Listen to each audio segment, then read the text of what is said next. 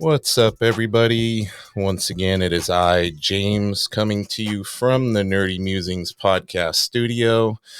This evening, I am joined by Mr. Thomas Pitilli. How you doing today, Thomas? Doing great, man. It's good to be here. It's good to have you. We rescheduled, and it seemed to work out. You're West Coast too, so got you a little more in the evening, but It's perfect. It's perfect for both of us. glad to hear it. Yeah, I've been looking forward to having you on ever since I discovered your YouTube channel and got a lot out of your videos, man. I really like the videos you put out and how you approach all of that. The first thing I wanted to chat about a little bit is how you got into being on YouTube and kind of what sparked your interest in that platform and going on there and kind of sharing your workflow and letting aspiring artists like myself see that and I always find it very valuable to see that workflow and realize that other artists make mistakes and erase and do all these different things. So how did that all come to be for you? Oh, well, thanks for watching. I really do appreciate it. For me, it's just like I really like pared down a lot of the social media that I was on. I was on pretty much all of them. And Yeah. currently now I'm just putting my emphasis on Instagram and YouTube. And I really like the YouTube platform because it is long form. And I feel like there's just more of an opportunity to like explain yourself without having to just put like a little caption and a quick little video. Yeah. I feel like everything got like really, really quick in the last few years in terms of delivering content and Oh a yeah. message, something to say. It's like 15 seconds almost seems too long now on Instagram. You Yeah. know what I mean? The So ever dwindling attention span. exactly. So YouTube's really great for just actually being able to like explain your process in depth. And I found that a lot of people lately have been finding me specifically through YouTube because of that. Like Yeah. even the comment section I found on my YouTube channel is much more. There's much more like thoughtful comics comments and much more Yeah. thoughtful like questions and feedback. So yeah, it's been a really great place to start making content. I will say it takes me a lot longer. It's a lot, Yeah. there's a lot of editing. There's a lot more that goes into making a video than just like a post on Instagram. But I feel like it's been satisfying and rewarding.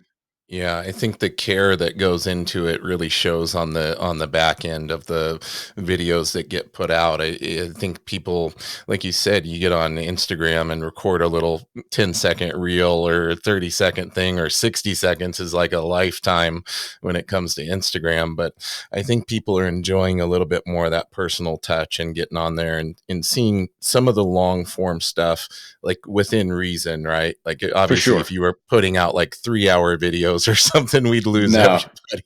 for sure. Yeah, there's a sweet spot there, definitely. But I've also found like just for myself, there's a lot of really great artists that I'm discovering through YouTube, and I'm also telling finding you. that some of my favorite artists are on YouTube now, or maybe they've been on there for a while and I just didn't know it. And so there's Right. really great like I'm learning a lot process stuff. Steve Rude is one of my favorite comic artists, Oh, and he's I've got a been channel. yeah, I've been It, delving into that, man. It's so cool. He does those live streams every week and it's really valuable. It's so crazy. People always ask me about like art school. Should I go to art school? This, that, and I talked about it quite a bit. My own experience with it. And I feel like you have stuff like that now. You've got a guy like Steve Rude doing a live stream every Saturday for like an yeah. hour and a half, and that's free. Like you Yep. don't have to go to art school. I'm learning how to use colored ink the last 2 weeks from Steve Rude. So Yeah. yeah, there's a lot of really great stuff. As long as you're willing to look for it and actually like practice what you see, you can That's really what I get a was lot out of gonna it. That's what I was going to say. Like, there's this, it's kind of a double edged sword with this, free, awesome instructional content we have available to us because, on one hand, we have all this cool stuff. But on the other hand, if somebody goes to a paid school or a art class that they're paying for, a lot of times putting that equity into it, and in paying for something, it's like you actually stay on top of yourself and make sure you stay regimented in practice, right? So I think it's like you said, if you actually go on there, watch those videos, and then put in the work, Yeah. it's It, like YouTube university at that point. It really is. So much of it comes down to just like the application of like what it is that you're learning and taking in. And you'd be surprised. A lot of people, paying for school is a great motivator, but that also, I think, depends on your age. If you come True. straight out of high school, you might still be in the school sucks mode, or like, Yeah. not understanding that eventually you're gonna have to pay these loans back or whatever it might be. Yeah. Whereas like older students who go back to school are much more in line with that way of thinking, which is like, I want to get my money's worth. I want to ask every question, apply Yeah. everything I'm learning. So I would say probably YouTube is the same in that regard. Us Yeah. who might be a little bit older, like, try to get as much out of it as we can. For sure. Yeah, I always talk about on here like how I had the comic book greats. I still have, they're over on the shelf behind me, the VHS tapes of Stan Lee's comic book greats. And I would sit there as a kid and just rewind and watch over and over the small like 10-minute section where like Jim Lee was actually drawing, or Todd McFarlane was on there talking about art. And now it's just unlimited resource access to David Finch, Jim Lee, everybody you can Sure. think of online on YouTube. I It's would have it's crazy. killed for that back in the day.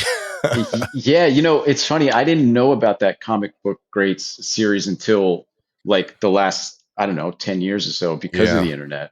I Yeah. wish I had that VHS when I was a kid. I would have worn that thing out So cool. 100%. Yeah. Yeah, it was awesome stuff. Yeah, I have a VHS player somewhere, but now I can just watch them on YouTube. Somebody already put them on there. I love it. I've watched all the Jim Lee ones, and Yeah. I think he had Jim Lee, McFarlane, and Rob Liefeld in one video. Yep, yep. It's And the pretty. thing with the and Will Spertaccio was there too. Yeah. That's right. Um, one of the things with those, they were so stretched for time though, that like I remember being so bummed with the Todd McFarlane one, because he literally drew like he's like, here's Carrot Man, and he drew like a stick figure. Like, what am I supposed to learn from this, dude? Exactly. Exactly. Yeah, it's funny, the lengths that I used to go to when I was younger. Like I would tape things off of the TV, and every now and then, and I remember two specific instances. There was a show, Alan Thicke was hosting it in the 90s. Okay. It was just a Pictionary game show, and they would have Right. celebrities on, and they would Yeah. have like two sides of celebrities compete against each other. I But it would remember which be one. Yeah.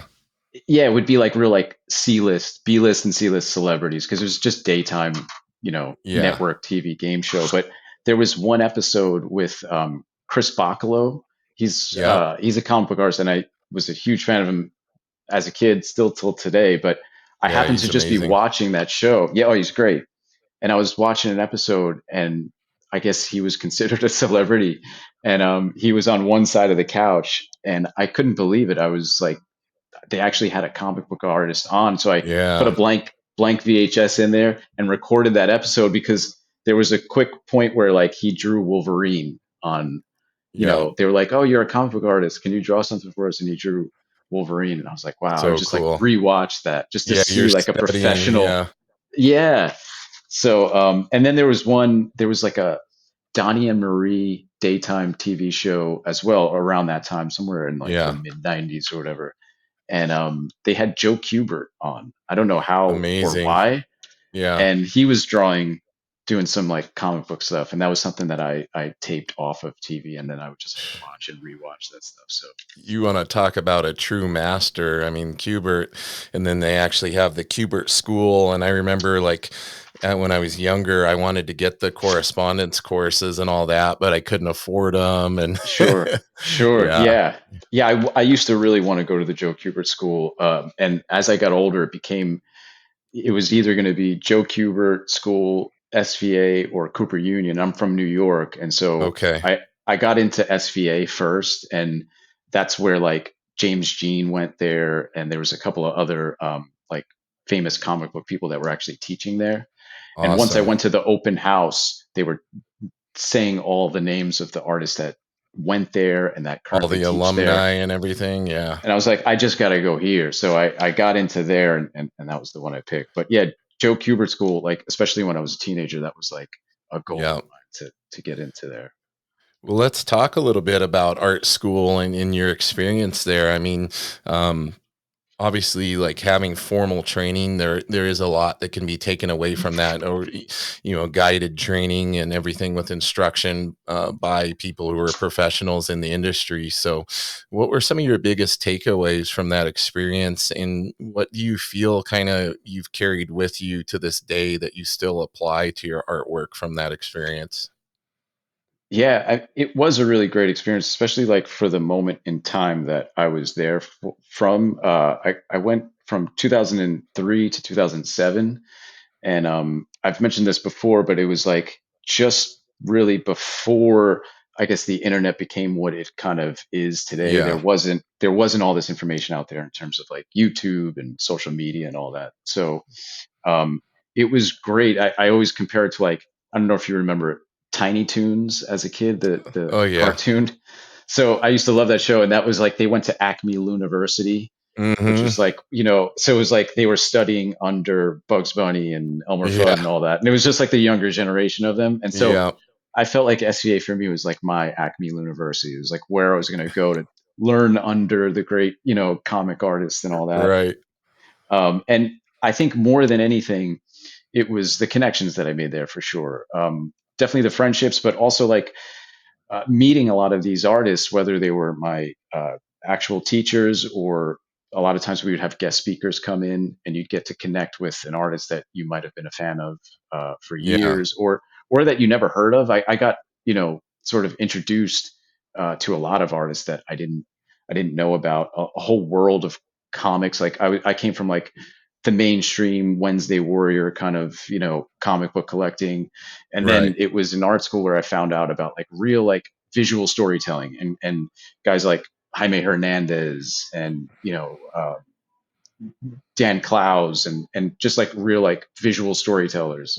Right. Um, and I got to meet a lot of these people that would come in and talk to my class and then also just learn under some really great, talented professors. So more than anything, it was the connections. I think like the technical side of like learning how to draw and all that kind of stuff. Um, I'm not so sure in retrospect you really need like 4 years to like just Yeah. do all that stuff. I think it's just you're always learning. It's an ever evolving thing, and to just kind of say that like it's going to be from 2003 to 2007. That's where I'm going to learn how to draw, and then I'm good for the rest of my life. Yeah. I think that's just unrealistic. So I think it's probably similar to a lot of other type of college experiences where so much of it really is like the connections you make and sort of the evolution that you go through Yeah. in those years. And then specifically for me it was like through like an artistic lens. So It's interesting that the term, I think you are probably the second or third guest in a row now where that term of connection or community comes up and the importance of it and that kind of being what it's all about. People were also talking about that in terms of the importance of building connections when they go to comic book conventions and how that was their biggest like best experience they had at cons wasn't because they went and had a booth and sold a bunch of art. It was the connections that they made while they were there and the friendships that developed out of that. Have you had similar experiences in regard to comic cons, or have you done a lot of cons in the past? no, specifically with comic cons for me, I'm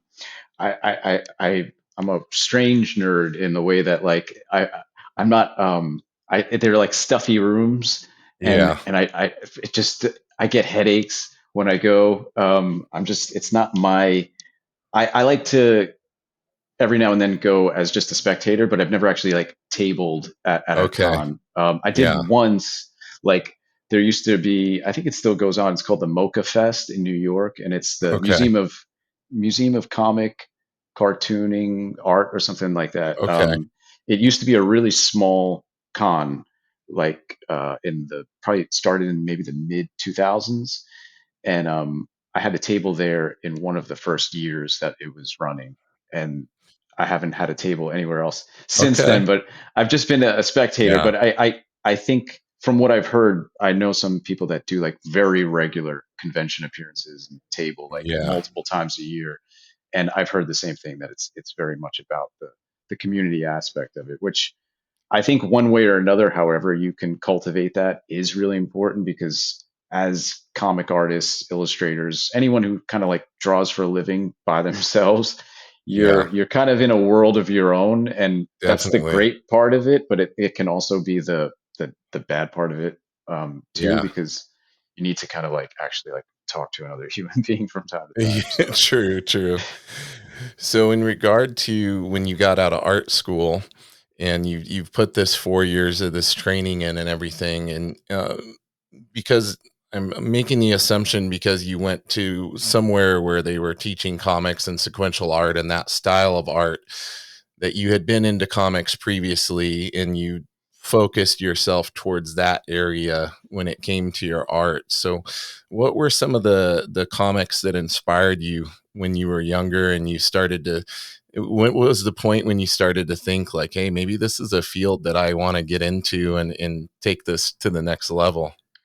yeah, it happened really early on for me. Like, there was only one other thing that I wanted to be other than an artist, and it was when I was like very, very young. Maybe I'm talking like 4 years old. I wanted to be like a fireman, and I would. There Oh was a yeah. year there where I think I dressed up like a fireman every day. I just wore a raincoat and Yeah. a fireman hat, and Nice. I had this idea that like that's what I wanted to be, and that was very short lived. Ever since then, it's just been, I've always wanted to be an artist to some capacity, and it started off because I watched so many, animation cartoons, Batman the animated series, all the Disney cartoons. I used to want to be an animator. I wanted to be like a Disney animator when I was a Yeah. kid, I and can then, see some of that in your style. oh, cool, that's Yeah. awesome to It hear. Yeah, a lot it of it even if it's subconscious, I think it carried over. that's fantastic. So much of these influences, they kind of just like seep into your I think they DNA, whether have, you yeah. know it or not. Yeah. But yeah, that was what I wanted to be, and I would watch like a cartoon or a movie, and I would be so inspired by what I saw that I would try to like either tell the same story in pictures that I saw on the screen, or I would just make up my own story. And so Yeah. essentially, what I was just like drawing sequential images on typing paper, and then I would staple them together. So they would just be like, it wouldn't be panel by panel; it would just be one drawing, and then I would make the next drawing on another sheet Okay. of paper and go from there. And then I would staple them together. And then at a certain point, because I have older brothers and they were collecting comics, and I was always looking at comics. Somehow or another, like I drew the connection, like, oh, these drawings that I'm making and stapling them together, I think that's just a comic book. And Yeah, yeah. so then I just kind of like put those two things together, and really got into just wanting to draw comics. And that was probably by the age of like, I don't know, 9, 10. And then it was just full on from there. Like that's all I wanted to do. That's awesome. So, what was your first big break as far as professional work in comics? Yeah, it was kind of like I got to it in a real roundabout kind of way, because by the time I got to SVA, that's what I wanted to do. I finally found a school that actually had a major. It was a regular art school, so there was like graphic Yeah. design, fine art, interior design, all that. And then they also had a cartooning major where you could actually learn how to make comics, which to me was like amazing. So Yeah, totally. um, so I went there with the intention of like, I'm going to come out of here and I'm going to be like, I'm going to have everything I need to do about making comics, and that's what's going to start my career. And somewhere like midway through college, I realized like comics are really hard. They're very, very tedious. Yeah. And you have to draw a lot of the same character over and over from different angles. And sometimes you have to draw like 12 little images just on one page. And that aspect of it, I think learning the process of it sort of took out some of the fantasy aspects of just like, oh, I'm going to grow up and I'm going to draw Spider-Man and X-Men or Yeah. something like that. It started to become more real as I started to study it. And I artistically was leaning more towards illustration, because the major that I was in, it was like a shared major. You could either go the illustration track or you could go the cartooning track, which was comics. Yeah. And I was taking some classes with like illustration teachers, and all of a sudden I was going, wow, these people tell a whole story with just one image, and they could Right. they could do like album covers and book covers, or like these little illustrations for magazines and newspapers, and then they're on to the next drawing, and you never have to draw the same character twice, and all Yeah. that kind of stuff. So that really started to appeal to me. So I actually changed my focus. I didn't change my major. I just changed my focus a little bit more and started to pursue illustration. So by the time I actually graduated art school, I went straight into just being an illustrator, which was at the time I was putting most of my energy into editorial illustration. So that was like magazines and newspapers. And then I was doing a little bit of like advertising stuff, doing like some storyboards, and like comps and stuff like that for like advertising companies. But outside of Yeah. that, for like the first few years, I would say the first several years after school, that's really all I did. And I didn't do any comics. I was still like, my favorite artists were always comic artists. I was still keeping an eye on like certain comics that were coming out. I just felt intimidated by the whole process. I didn't feel like I could Yeah. actually do it. And then so it took me a while to get back into it. And I had gone to school with someone who became an editor at Archie Comics, and then he hired me to do some covers first, like one or two covers, and that was like sort of like a, what would you call it, like a, for me it made more sense, like I could do a cover and not have to do Yeah. interiors. It was still the illustration world, but I Less could daunting, say less much less daunting daunting. of a task. Yeah. For sure. And I could still see it in a comic store though and get that rush and be like, okay, I'm Yeah. in Yeah. comics. And then it wasn't long until um, he then asked me to do some interior work, and I even like tried to say no several times. It's just like I don't think I could do it. I don't think I could contribute. And but he was really great, and he kind of like eased me into it, where I did like these two fill-in issues for Archie Comics, where I actually worked with another artist who did all the layouts first. So Okay. I was like finishing. It was almost like an old school way, like the way like old Marvel comics used to be Yep. made, They where did like, it a lot. Yeah. yeah, roughs, and then somebody else would like kind of finish it, and it was like a Yeah. mix of like inks and finished pencils on top of someone else's layouts. Yep. So that really helped. It was two issues of that, and I think we had to do those two issues within a month. So it was like really really fast, and I got to see the other side of the process, like working with the writer, how that editorial process goes back and forth with the creative team, work with the editors, um, and it was a lot. And I felt like I was way in over my head. But then after that, I did another little short story myself where I didn't work with a layout artist. And then just over the course of time, I did a lot of stuff with Archie, and I started to like just build up my confidence there, just Yeah. doing one project. Slowly got acclimated, right? Exactly, exactly. And then eventually, somehow or another, you just find yourself making comics. And I don't know. It was a little bit like it was this thing that I really, really wanted to do for the longest amount of time. Then I didn't want to do it because I didn't think I could handle it. And then I was reluctant to do it. And then next thing you know, I was just started Just doing it. went full So circle. Yeah. yeah, Now I saw on your website that you did some work for DC Comics, and you've done some stuff for Dark Horse and everything. Was that all kind of, did that all kind of snowball and end up coming to that after this Archie work that you did? yeah, exactly. It reminded me a lot of like when I was an illustrator, I would work with an art director at say one magazine, and then that art director might, move to another magazine. Art directors and editors, so like art directors of magazines and editors of comic books are very similar in that way, where Yeah. they tend to move around a lot. But if they worked with you in at one place and you met your deadlines and you had a good relationship, they would keep you in mind when they went somewhere else. Okay. Yeah. Made a Um, good impression on them. exactly. So that's Yeah. a great way to kind of just like get a new client and work with another publisher, and that's kind of what happened from Archie to DC. That same editor remembered me from Archie, and recommended me for just a really small one page uh, thing for a DC Christmas special comic. Oh, nice. And that's kind of how I got my foot in the door at DC. And then from there, I got the attention of another editor who then hired me to do like a young adult graphic novel project. And then Oh, amazing. So it kind of just like, I think, I don't know, meeting your deadlines and being easy to work with sometimes helps in that regard, where it's just, Yeah. good for good for business.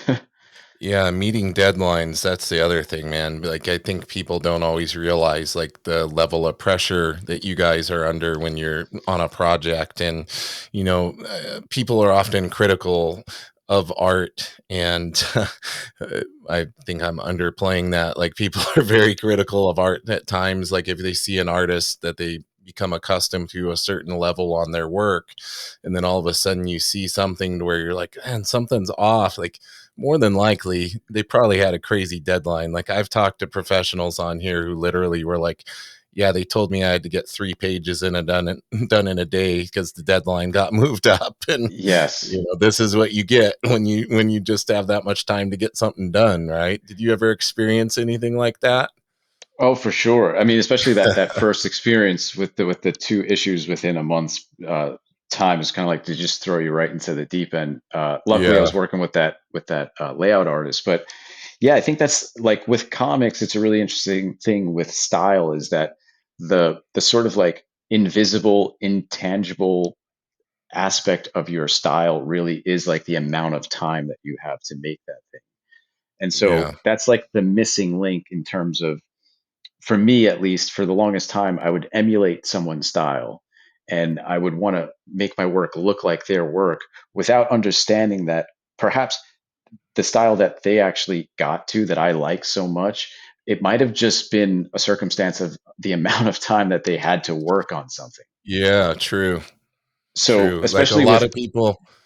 I was just gonna say that a lot of people want to be Travis Charest, but they don't realize like that guy spends like months on a piece a lot of times, and sure, he's been afforded that time because of where he got to and who he is, and that's how much time you need to give him to get that done. Like, not everybody can do that though. You're first breaking in, you're doing these gigs. It's like kill or be killed. You got to get it out, right? for sure. And your back might be up against the wall when you're on that tight deadline, but something might come out of that where maybe you wanted to be Travis Charest and you were going for that Right. really, really tight look, but then because of time, you had to break it down. And then next thing you know, you're like Michael Oming or something like that, like really, really broken down, chunky, black and white, super graphic. And then that's the thing that really clicks and works. And that's the thing that actually resonates with readers. Yeah. And then someone else down the line is going to try to emulate that style, not knowing that that was just sort of a byproduct of the amount of time that they actually Yeah. had. Yeah. So I try not to think anymore about style at all. I just let it kind of happen and evolve. And I know that depending on the project that I'm working on, depending on how much time I have, depending on the type of story, the kind of feel that I'm trying to get across with that thing, like the style is just going to have to change. So if I Yeah. if I think too much about style beforehand, then I'm not really reacting to the thing that I'm making. So Yeah, that makes sense. Yeah, the style is kind of a byproduct of the the deadline, how tight the deadline is in yeah, some that's instances. that's commercial work. Like commercial art is very different than fine art in that regard. Fine art is just like it'll happen when it happens, and I have something to say. I have this vision, and I have to put it Yeah, on the canvas.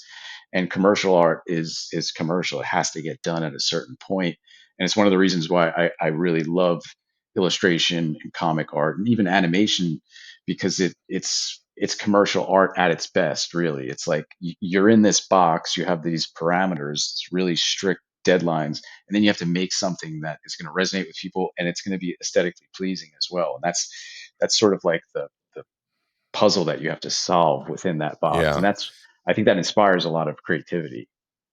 for sure. Now, these days, do you find that you kind of switch back and forth between taking illustration work and doing comic work? I know a little bit about what you're doing. Like, I know your awesome sketchbook that I just got, the Stay Warm sketchbook, which is really cool, the product that you put out and everything. And do you kind of bounce around between gigs? Do you like to have that variety and mix it up a bit versus doing the same thing all the time, day in and day out? Yeah, well, thanks so much for picking that up. I appreciate it. Oh I love yeah, it's the awesome. the Batman drawing that you did in it that I saw last week looked Yeah, cool. thank So you. you already broke it in, which I'm happy to hear. A lot of people are afraid to draw in their sketchbooks, and you gotta just get in there and draw. I think that was one That of your videos that you did not too long ago. for sure, man. If you have to just pour some ink on the first page, and that's it. You already did it. One page is down. You don't have to think about it. Yeah, Um, but yeah, now I was working on the last like 2.5 years. I was working on uh, like three different books. Two of them were graphic novels, and then one of them was like a illustrated chapter book. And I was working with this one particular publisher to produce all of those. And it took about 2.5 years. So it was very, very consistent um, comic work, storytelling stuff. And it was super collaborative. I was working with a really great creative team. Um, and it was great, but it was also when you're working on comics for that long, very consistently, it can be draining as well. So yeah, what I'm sort of the last few months have been just doing a little bit of everything and exercising more of those illustration muscles, which is really nice to just do like one-off projects, tell a story in one image. And then a lot of my time lately has been spent just creating a lot more of this video content and nice.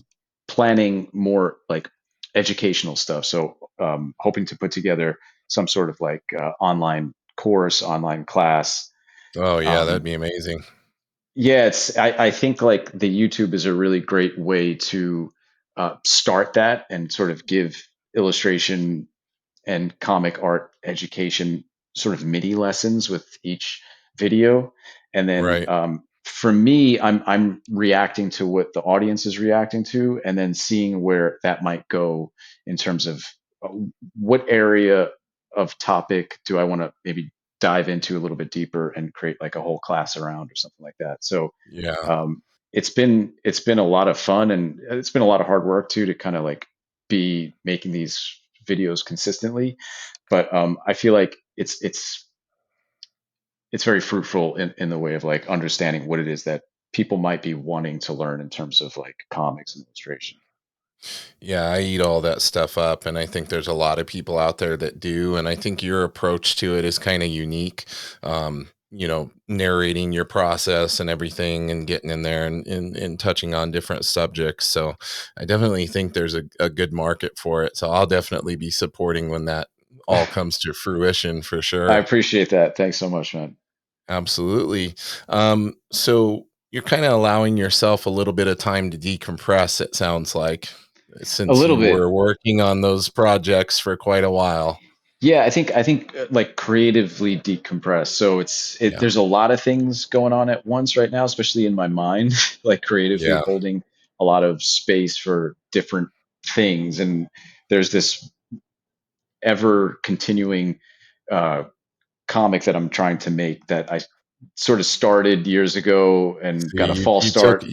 you took my next question right out of my brain. I was gonna ask We'll you, go right there. Yeah, I know creative-minded people generally in their back pocket is an idea for a comic that they've had in their head since they dreamed of being a comic book artist. So it sounds like you have something like that brewing. for sure. Yeah, there's this one particular project that I've been trying to do for it's been I think about 4 or 5 years now, and I started it because, as you probably know, when you're making something new, you're just super excited about it, and you want to just start putting stuff together like fast. Here Yeah. we go. I want this thing to be real, and it sort of got a false start. It was something that it was a really short story that I wrote in my sketchbook way back when I think I first graduated art school back in 2007. Just a really like mini stream of conscious little sketchbook comic that I made, and then I turned it into like a little mini comic, and then I kind of like forgot about it, and then years ago I revisited it and thought maybe I could like just expand upon this little idea, and I Right. turned it into like a real story with characters and motivations and all this kind of stuff, and Nice. I started like self-publishing it on Patreon, which was really fun. And I was trying to like put out pages, like 2 or 3 pages a week in that way. And I think I got about like 30 pages into it, and I realized I hadn't worked out the story the way I should have worked out the story, because Gotcha. again, I got just way too excited. And so ever since then, I sort of just put that on hold, and I've been reworking it, trying to like really understand story and writing a little bit better. So like reading, or in my case, I listen to a lot of books on audio, Yeah. like a lot of books about how to write screenplays and even novels and just how to tell a story. Because I might know how to draw some pictures and tell a story visually, but there needs to be like a foundation and a structure underneath if you want to tell like an actual graphic Yeah. novel. Yeah, So definitely. yeah, so it's been some trying to educate myself on that and then just rework that story. I've been doing creating new characters, and I've laid out and done layouts and roughs for like the first, I'd say like 50 to 60 pages of that story. So Oh, it's that's like impressive. it's there. It's just I feel like it needs a lot more before I can dive into it. And then the next step would be, how do I deliver this thing? Like, is it Yeah. Patreon? Is it through an email newsletter? Is it something Kickstarter or something like that. exactly Yeah. crowdfunding? Yeah. So Pitch it to Image. exactly. Yeah. You know, You that's never the, you never know, like, how depending on how complete you have it and what you can present to them, like, I've seen a lot of people who didn't anticipate their stuff getting picked up, get published by Image, so I think it's important, like you're saying, though, you're really taking the time to develop it and get it to a point where you're comfortable with, it being at that level that you would present it to a publisher or be ready to release it in some form. for sure. Yeah. I mean, I think I've learned to not be like too precious about it. Also, like as my um, understanding of story sort of evolves, I start to realize that like things that I was holding on to in terms of like pieces of that story were just me almost holding on to them because I didn't know any other way. I didn't have like a better option. And so a lot of the last few years of like revisiting this thing has just been like throwing this out and this out. Like I don't even need Yeah. that character. Like all this. So just trying to like do whatever I can to make it just a good story. And it doesn't necessarily mean it has to be the same story that I had in my head 4 or 5 years ago. And it certainly hasn't been since I've been reworking it. Yeah. But it's been a great learning process. That's awesome, man. And the fact that you got that much of it on your Patreon as well, like you put in a lot on it already. It's just now you're kind of going in and editing and moving pieces around and doing that whole process. So is that stuff still on your Patreon if people It sign up on there and they it can look is. back in the posts and everything? Yeah, yeah. So the Patreon still has like the archive. It's just that I don't promote it only because I don't add anything new to the Patreon at Right. this point. So it's kind of just it's on pause.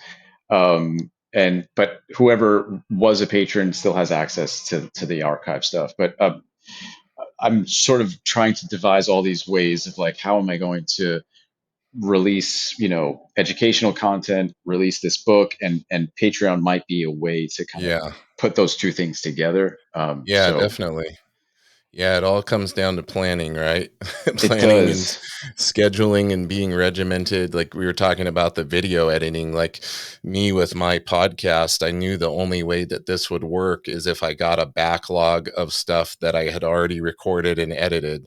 So I'm pretty proud of myself because I had another podcast that only got to like 17 or 18 episodes, and this one we're quickly approaching episode 30 already. Wow, that's amazing. So I've been able to manage to stay like 4 episodes in the can, like edited, scheduled, ready to upload, to where if I do need to take a week off or nobody records that week or whatever, I'm good. So I think that's a big part. Like if you can get content in the can and get ahead of it as much as possible, and that's my only trick and the only way I knew that I would be able to consistently put stuff out.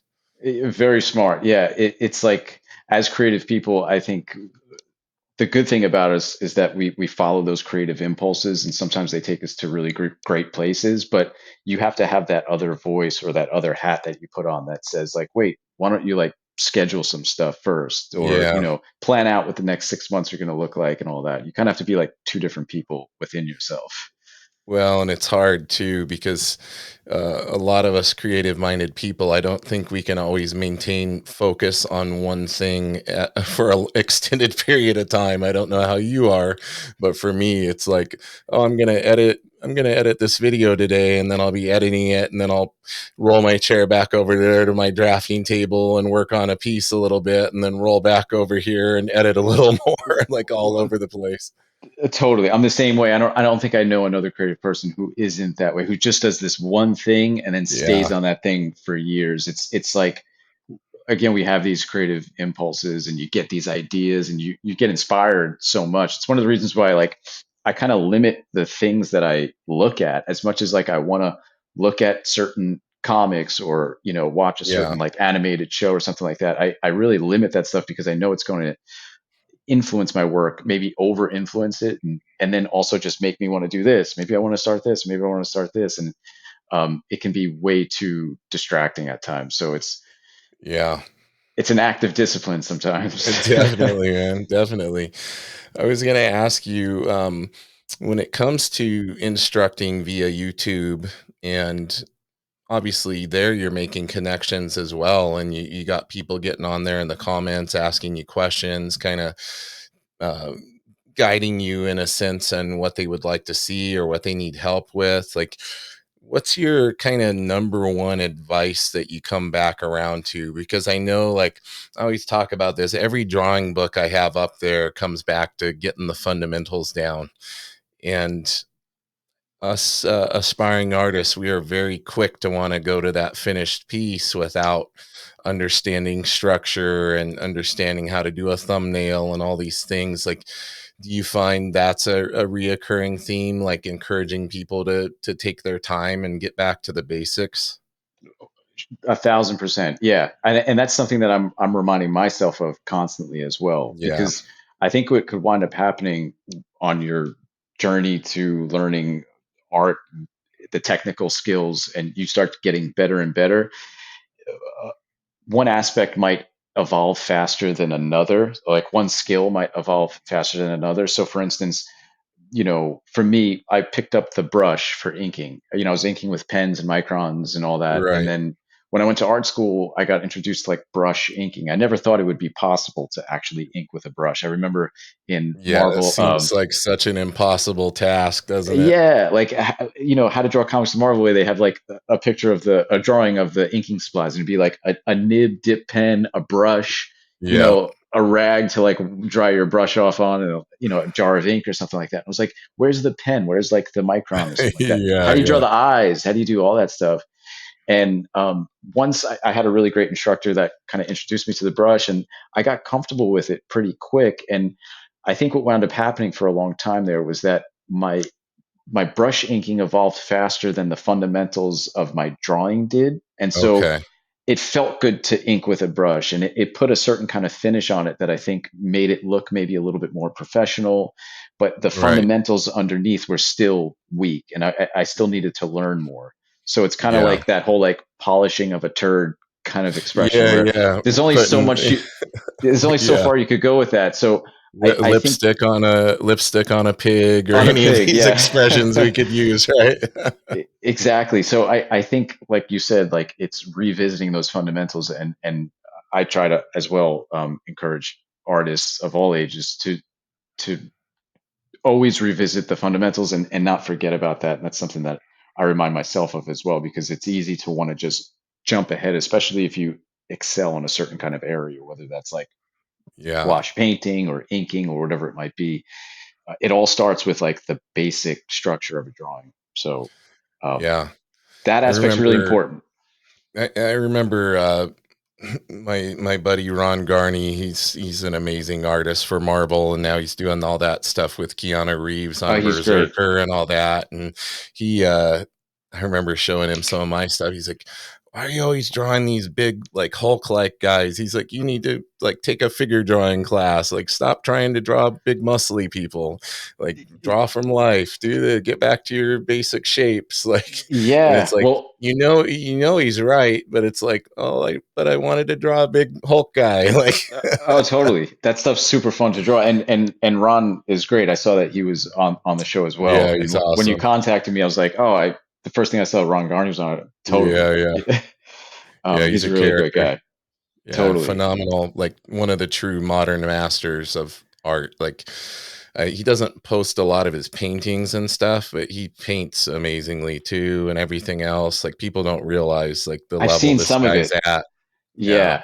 Oh, he's fantastic. He was one of my favorite artists when I was a kid, and he was on Captain America. And Yeah. I have it here somewhere actually. Last time I was back home, I found a copy of this. It was a Captain America issue that they re-released as a penciled issue. It Oh, was like a cool.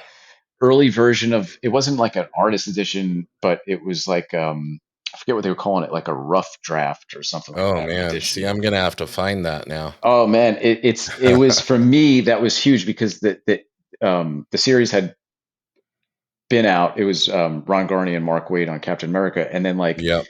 6 months into it, they released the first issue just as it was all just the pencils, and then in the back was the script that Mark Waid wrote. And so Nice. for like a 10-year-old, 11-year-old me, that's just I was Yeah. just going back and forth between, okay, so he read these words and then that's what he drew. And then Yep. I would look at the final version with the inks and the colors on it and be like, how closely did the inker follow his lines and all that. And then Yep.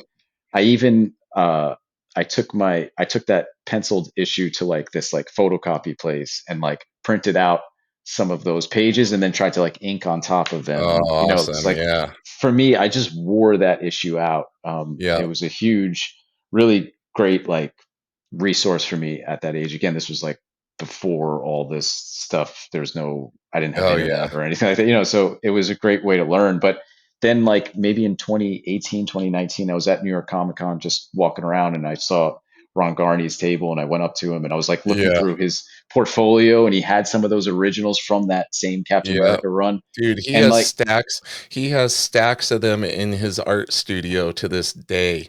I When I bet. hung out with him in his art studio last time I was in Connecticut, I'm like, "What is all this?" He's like, literally Oh stacks like man, this tall. He's like, "Oh yeah, it's like old Captain America stuff in there and the Hulk stuff and everything." I'm like just drooling over this it's like a stuff. gold mine. Yeah, he has got Yeah, no yeah. idea. Yeah, it's crazy. And then it turns out that he's just super cool. So He that's is. even better.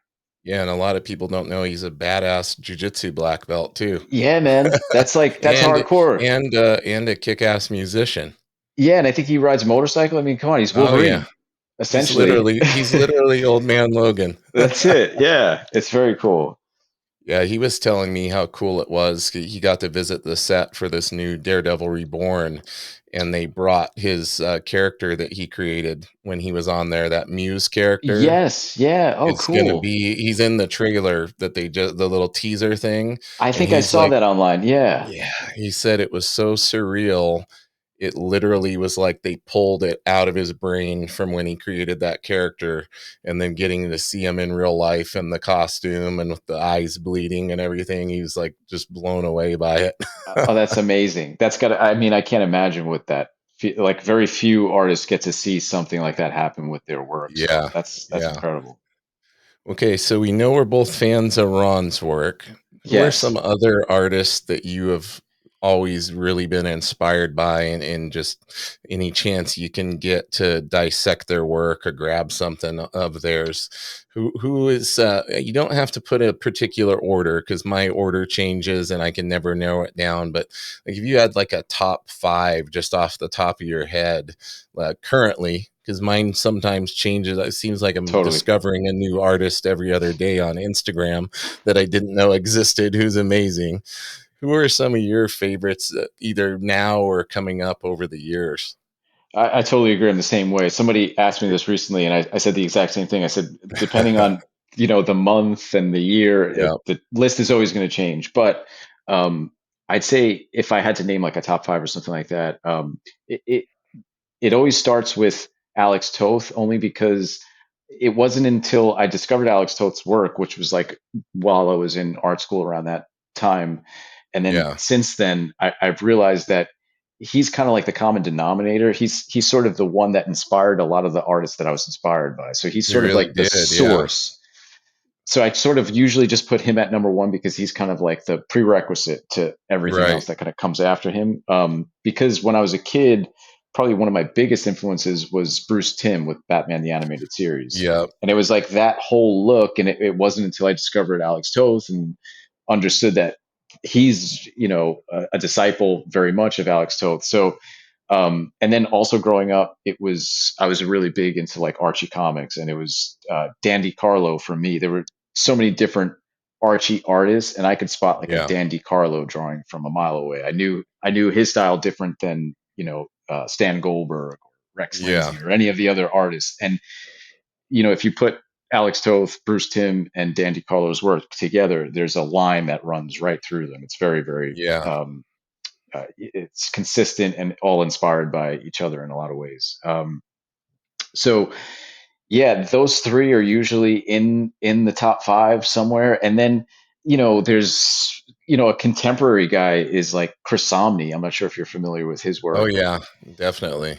but he comes from Amazing. that whole world. Just Yeah. like an economy of line, very strong black and white stuff, great Yeah. storytelling. Um, and then, I went through my Image Comics phase when I was, I was gonna and ask because the image guys always come up at least as some form of influence for most of us, right?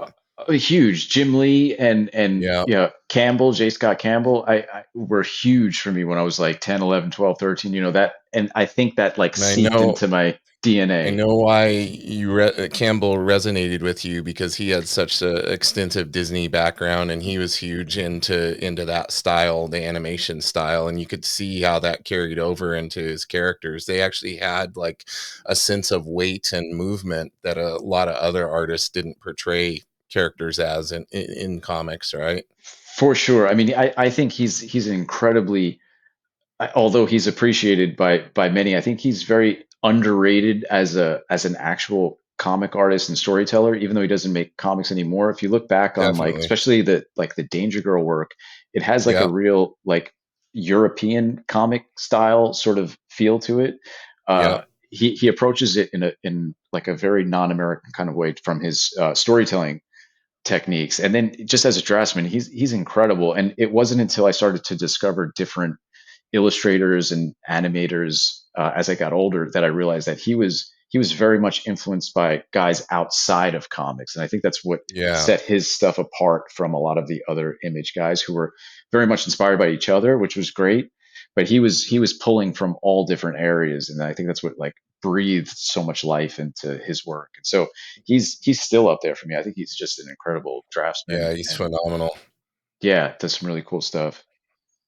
Yeah, there's just so many of those guys that had an impact and just the styles, especially in the 90s, because they brought out that really grungy, edgy kind of stuff and gave so many different artists kind of a platform to put their work out. So you also saw a lot of variety because there was a lot of sameness at first, with the renderings, the 90s rendering, like millions of lines of cross Oh man, hatching and gradation and everything, which was so cool at the time. But you totally. look back on some of that stuff and you're like, and that cross hatching is not even following the form. It's just like Nothing. literally, but we were just digging it out, digging it so Sure. much as kids, right?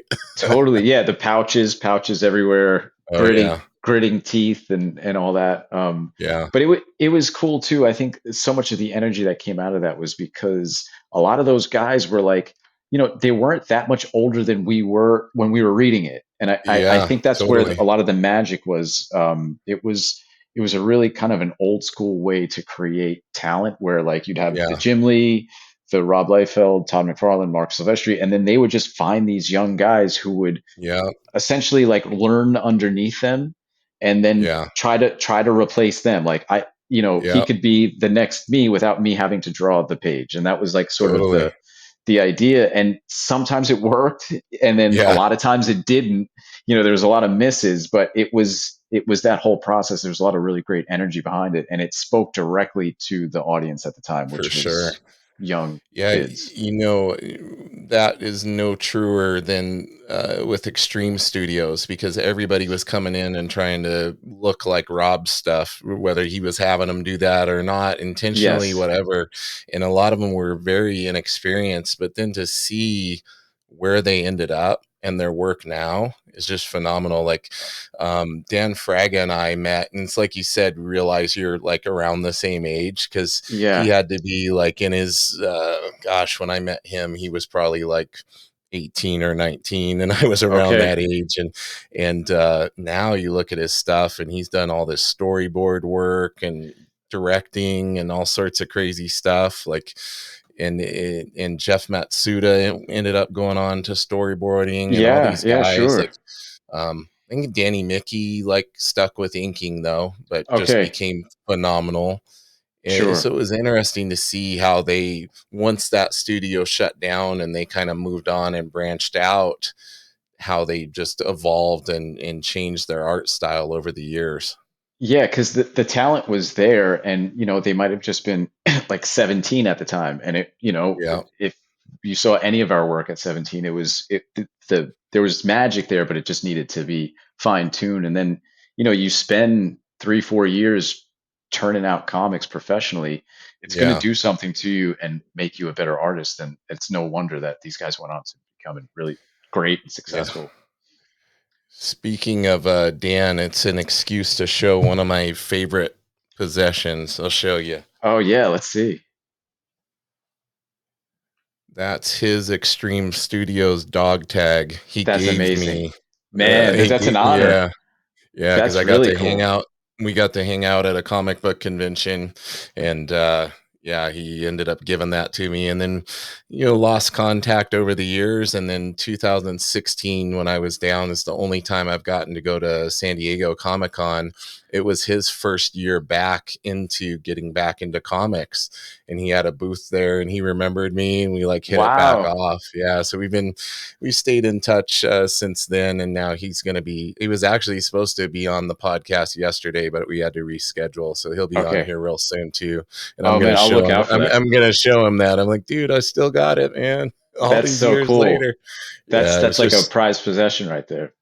as a young, like aspiring artist, comic geek, that was one of the coolest things like somebody you could look up to ever did Sure. for you.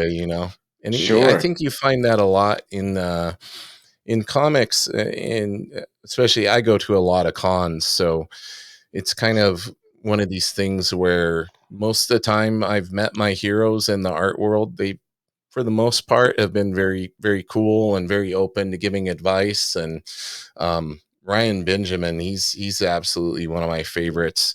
He He's would be on amazing. my like top 10 list. Not necessarily because of all his work over the years, which is equally amazing, but the type of person he is to give back to his fans, and me as an artist that walks up and, hey Ryan, can you help me with this time? And he'll sit there for like 30-40 minutes, like drawing for you and helping you fix problems in your work. And it's just I think having the access that we do to these people who in any other, if it was in the NBA, you're sitting there having Kobe Bryant teach you how to shoot a jump shot or something, Sure. right? Sure. Like that level of access does not exist in many other places. So I Yeah, think that's pretty cool. it is. It's very unique in our field because you could actually excel, and you could talk to a guy like Ryan Benjamin, who's incredibly generous, just even online. Totally. All the videos that he puts out. I mean, he's awesome. And I've learned a lot just from him in terms of like Oh yeah. drawing, like composing an image like really fast, and like breaking it down into just like It's insane, man. I had the guy who Bray Dornback. He's been Ryan's moderator for a long time, both when Ryan was on Twitch and then with the comic pro boot camps that they do, the online art classes. yeah. And Bray, we were talking about Ryan and just how intimidating it is that he's so fast, and how Ryan was talking about how he's on a project. He can't say what it is right now, but it's with Frank Miller. Oh, very And cool. he was so excited when he got the script. He drew like 6 pages in a day. I bet. I mean, I bet they're already into like 12 issues already. Who knows? Dude, I'm telling you. Yeah, you watch him work and he's always talking about the energy, right? Like that's Yes. why he likes to go fast. He's like, you got to keep the energy or it's going to get static and boring. That's one of the big things I took away from him is just like keep the pencil moving. You need to go in after an erase, like erase, but Yeah, one of the things that I remember from him in one of his videos that I thought was really great is that he breaks his thinking down into two different colors. So I think he uses a blue pencil and a red pencil, and yeah, then yeah. Most of the time he uses the red. Sometimes he'll go in with the blue, but he says that's his thinking pencils. I love it. I think that's like Yeah, such a great way to kind of make sense of it to a student as well, yeah, is that you could actually delineate between two different colors. Like sort of delineating your thinking between two different colors, I think is a really great way to make sense of the thought process behind creating art for a student, someone who's learning how to yeah, create pictures, because that's really what you're doing. You're going from like a rough to refining, then to inking. And those steps need to happen, but every step that you go onto can very easily like deaden the art as well and like yeah, stiffen it, and you could lose the life. So how do you create the art in that, step by step way without losing anything and actually just like adding to it in every way? And I yeah, think Ryan Benjamin's a really great example of that because he's really good at penciling and inking. So he knows when he needs to stop penciling and then he could just right. go in with inking. And I think that's a real key, especially for comics, is being efficient in both. And I think like nowadays, that's just sort of the way artists are learning and Yeah, coming up. It's not so yeah, much I'm a penciler and you're an inker yeah, and all that. it's kind of a necessity nowadays, I think. For sure. And it's Yeah, efficient as far as like making art in a certain amount of time goes as well. yeah, So, yeah. I think that the colored pencils also were an animation trick too. I remember seeing okay. some animation things where they were kind of similar thing. It had a purpose. I can't remember exactly what it was, but I think some of that comes from animation too.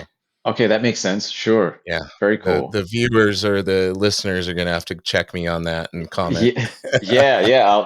I'll look for some of those Yeah. answers. Um, so to start wrapping things up, I kind of wanted to ask you a little bit. We're talking process. What's your process these days? And also, I think I have an idea, but I always play dumb. I want the Sure. listeners to hear it from you. But the other thing was, along with process, like I saw that I found it refreshing to see when you put out the video when you were working on the cover for the sketchbook Oh yeah. that you kind of went in and redid some things and changed it up after the fact and all of that. So Yeah.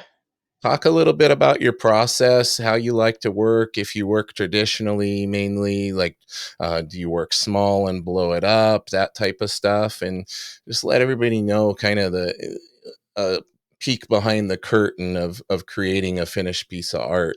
Sure. Yeah. I mean, I think like talking about the Stay Warm sketchbook, so much of I feel like the last 2 years or so of the evolution of my process and my style really has been coming from keeping this very regular sketchbook habit. Yeah, I think it's just, I've always known that it's something that you should do. I think a lot of artists feel that way. Oh, you should keep a sketchbook. That's just what I've always told myself as well, is that like, so many of my favorite artists seem to have kept a very regular sketchbook. Even when I was studying in art school, certain instructors I would have would be very like adamant about keeping a sketchbook. yeah. And I sort of understood it theoretically. And like over the years, I would come in and out of keeping some sort of sketchbook process, but it always felt like I had to kind of force myself to do it. And then Right.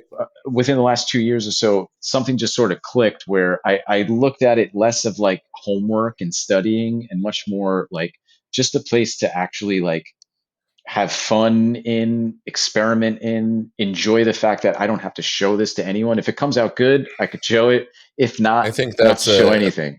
I think that's a big one, and I think you touched on that in your video, like of trying to have people not be so precious with their sketchbooks. It's like, hey, you don't have to show this to anybody. Like, just it's for you. Like, be free, Exactly. go in there, put stuff down. Yeah, it's Yeah. not a portfolio. It's really just for you. And out of that, I think I've sort of like loosened up and speaking of, having some life in your art, I think a lot of my sketchbook stuff I was noticing looked way more lively than my finished stuff. And I Yeah. wanted to kind of bring that aspect of it into my finished work. And so the way I approach my stuff now, it's still very controlled. I'll do stuff on separate sheets of paper, work things out on tracing paper or just like photocopy paper. I'll lightbox Yeah. it then onto a finished board. But I try not to like get super detailed with my pencils, and I try to keep a lot of the life in the inking. So Right. like for me, penciling is there just foundational stuff. Like the most important thing is the composition, the placement of things, the proportions of the figures, if there's figures in the drawing, because if those things are off, then the whole thing, it doesn't matter how nice you ink it, doesn't matter how pretty the girls look, it Yeah. doesn't matter if everything is off, then it's not going to work. So penciling for me is really that it's composing the image, getting the proportions to look right, um, capturing perhaps a certain gesture of like the turn of the head or whatever it might be, and then knowing when to stop and say, okay, I don't want to go too far with the pencils here, because unless you're just going to color on top of your pencils, which is totally, that's a valid Yeah. approach. For me, I know I'm going to ink them eventually anyway. So those pencils are going to be erased. They're just for me right now, just as like an underdrawing. So if I go too detailed, there's really nowhere else for my inks to go other than to trace it. And Yeah. when you get into tracing, then you're losing something already. It becomes a photocopy of something. Starts to get stiff too, right? Exactly. So Yeah. it's I'm still trying to find that sweet spot in terms of where I stop penciling and where I start inking, and certain pieces are different. Some pieces I need to pencil a little bit more because maybe there's some more backgrounds in it, or maybe there's like a Right. piece of machinery, or there's a certain kind of perspective in it, and I know I need to pencil that more before I can start to ink it. And then other pieces are much more just, it's gestural, it's emotional, and I could do a lot in just the inking process. Yeah. So it's finding that balance. And so I just recently finished like an Inktober challenge. I made my own version. Yeah, that was awesome, man. I loved it. Oh, thanks, man. Yeah, it was all like, 90s comics tober. So um it was fun, and like because of the time crunch, it's a daily drawing, and I was trying to get like a head start on some of them in early on in the month, and then of course the month happens, and Yeah. next thing you know, that morning I'm drawing every single one. And so Exactly. about halfway through, I stopped doing like a preliminary drawing and light boxing. I just went straight onto the Bristol board, and that can be really daunting. But when it works, it's like, man, I couldn't have gotten certain energy by doing a Yeah. preliminary drawing and then light boxing it and then refining and then inking. So trying to go more in that direction as I evolve, where I'm just like things are happening on the actual drawing board. Yeah. I feel like that maintains the most life and energy in your work, and I see that with Ron's work. I see that with Ryan Benjamin's Yeah. work. I've So always heard artists say like the more steps you have to have, the more stages to your before you get to the finished drawing, it's just it can't help but degrade and get stiffer and stiffer as you go. So I think, like you said, like I mean, just think when you watch Jim Lee draw or Ryan, they're like drawing these big things and they're uh, just like straight in there and it's so daunting. And like for me, I'm still at the point and I have to give myself a little grace, I realize, because it's like, well, dude, you can't do that yet. Like you're not ready for that. So don't beat yourself up because you sure. can't go straight to the board. You'll get to that point.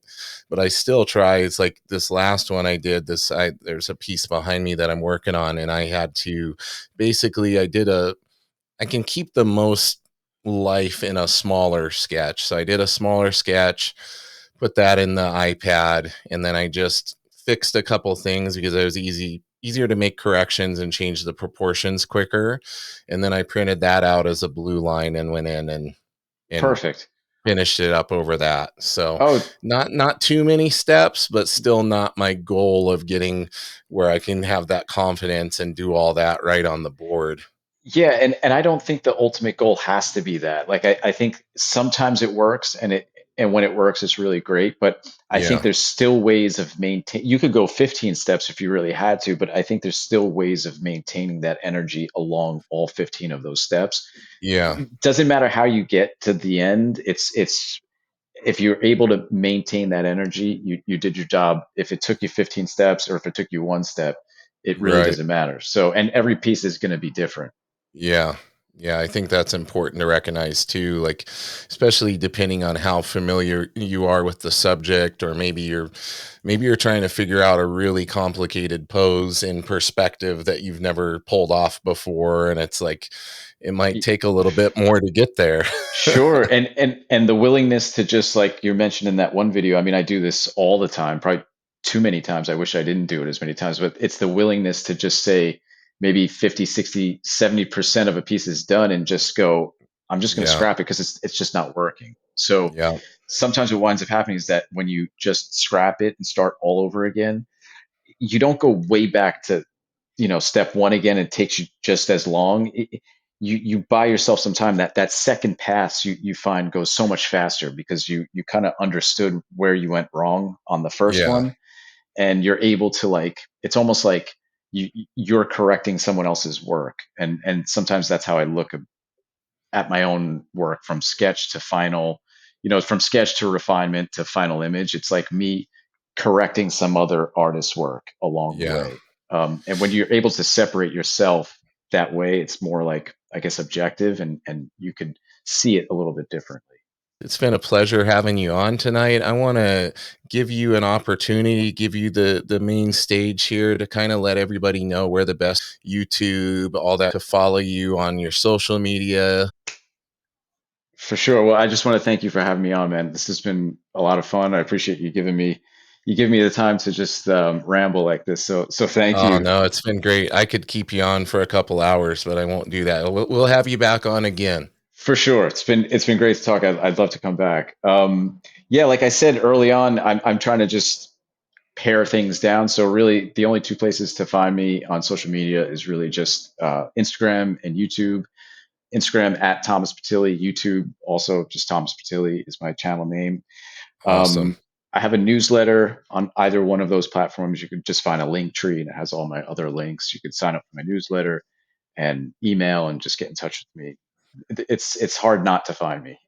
All right, perfect. Well, listen, hang out with me here for a moment. I'm going to let everybody know where they can find the podcast. I mean, if they're listening to it, they already know, but I always say to make sure, check out the video version of the podcast over on youtube.com/at Nerdy Mewzings.